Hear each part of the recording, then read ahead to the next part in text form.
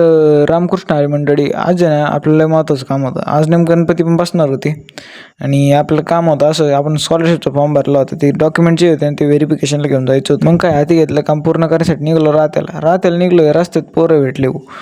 या पोराला म्हणलं सायकल बाजूला घे. तो म्हणतो झुकाय का नाही साला. यायला म्हणलं बरोबर आहे भाऊ. म्हणलं शाळेत कितवीला आहे. तो म्हणे 5वीला. म्हणलं बरोबर आहे. मग तेवढं झालं, आपण डायरेक्ट वांग करीत निघलो रात्याला गेलो. आपलं आधी काम लय इम्पॉर्टंट होतं, त्याच्यामुळे सगळ्यात आधी आपलं व्हेरिफिकेशनचं काम करून घेतलं. तिथं मोकार टाईमपास झाला भाऊ.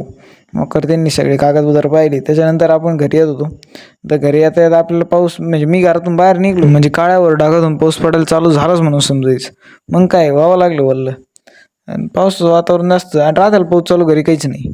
घरी आलो, डायरेक्ट आपल्या घरच्यांनी गिन्नी तोडायला पाठवलं. मग काय म्हणलं आता पर्याय नाही, डायरेक्ट वावरात गेलो. गिन्नी तोडली, आपली कार्यक्रम ओके केला. कारण संध्याकाळी गणपती बसवायचा होता. गणपती बसवायचा डिटेल व्हिडिओ आहे ना आपल्याला उद्याच्या ब्लॉगमध्ये भेटेल बरं का पाहायला. तर भेटूया मंडळी उद्याच्या ब्लॉगमध्ये. रामकृष्ण हरी.